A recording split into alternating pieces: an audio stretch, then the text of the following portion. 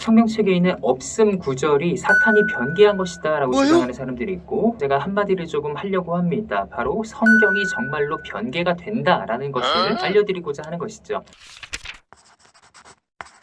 안녕하세요, 이치혁입니다. 오늘은 제가 학원에서 지금 영상을 찍고 있는데, 학원에 오면서 잠깐 그런 생각이 들었어요. 이 성경책이 변개가 되었다라는 이야기들을 하는 사람들이 있더라고요. 킹제임스 버전 유일주의자라든가 성경책에 있는 없음 구절이 사탄이 변개한 것이다 라고 주장하는 사람들이 있고, 혹은 성경을 문자 그대로만 읽어야 된다라고 말하는 사람들이 있어요. 이에 대해서 제가 한마디를 조금 하려고 합니다. 바로 성경이 정말로 변개가 된다라는 것을 알려드리고자 하는 것이죠. 이것을 학자들은 전문 용어로 본문 비평이라고 얘기를 합니다. 이 본문 비평을 하는 사람들을 향해서 저 사람은 사탄의 영이 씌었네, 저 사람은 어떻게 성경책을 바꾸네, 대한민국의 학자들 다 타락했네, 이런 소리들을 하실 수가 있지만은 이 본문 비평을 하는 목적은 명확합니다. 우리가 조금 더 원문에 가까이 갈 수 있도록 해석을 하는 작업이라는 것이죠. 우리가 엄밀히 말해서 성경이 무호하다라는 것은 원문에 한정된 것입니다. 히브리어로 적혀진 구약성서, 헬라어로 적혀진 신약성서를 계시받은 그 사람들이 직접 쓴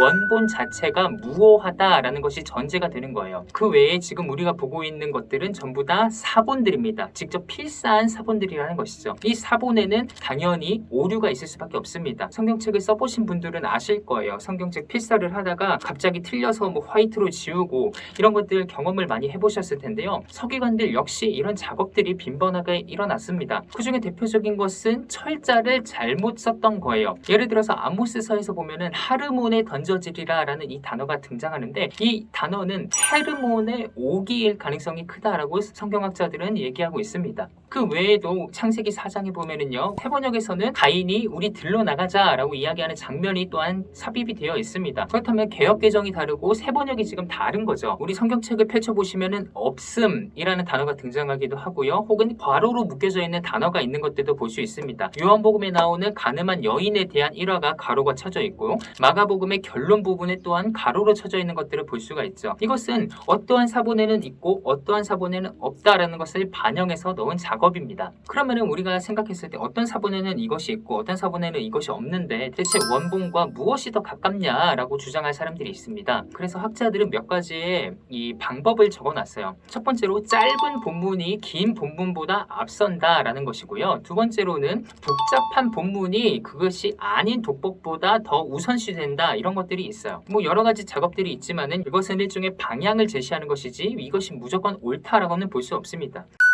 히브리어로 쓰여진 구약성서, 헬라어로 쓰여진 신약성서는 실제로 바뀌기도 했어요. 구약성서 같은 경우는 처음에 BHK, BHS, 지금 BHQ, 그중에 BHK는 3판까지 나왔고요. BHS, BHQ니까 5번 정도 성경이 바뀌었다라고 볼 수가 있고요. 신약성경 같은 경우에 현재 NA 28판까지 나왔습니다. 그러니까 신약성서는 28번이나 바뀌었다라는 것이죠. 최근에 나온 네스테렐란트 28판 같은 경우에는 유다서에서 확실한 차이가 하나 나는 것을 볼 수가 있어요. 우리 개역개정에 보면은 주께서 이스라엘 백성들을 출애굽시키셨다라고 되어 있는데, 이 NA 28판에서는 주께서를 예수께서로 수정했습니다. 그러니까 예수님께서 출애굽하실 때에 계셨다, 모세 시대 사람들을 출애굽했다라고 유다는 주장을 하고 있는 것이죠. 이런 내용들을 봤을 때 우리가 성경을 문자 그대로 읽는다는 것이 얼마나 위험한 일인가를 살펴볼 수가 있습니다.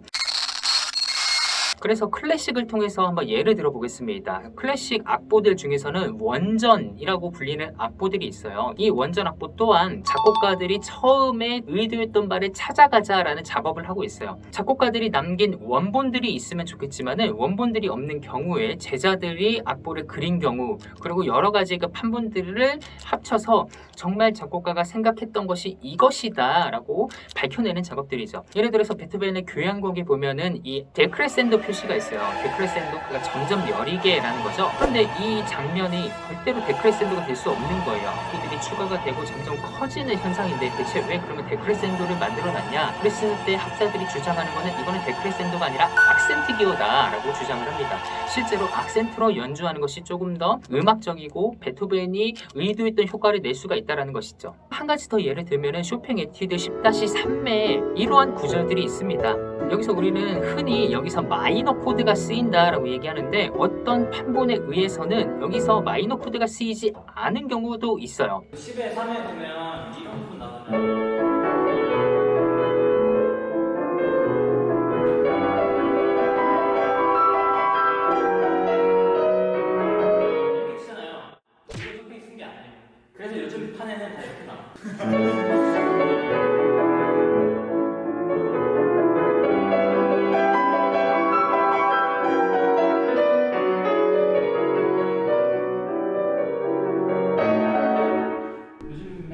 되게 색다르다. 이런 것들이 다 작곡가의 원래 의도를 파악하자는 데서 나온 거예요. 이처럼 성경 역시도 하나님께서 성경 저자들을 통해서 원래 의도하셨던 것이 무엇인가를 연구해가는 과정이 본문 비평이다 라고 얘기할 수가 있습니다.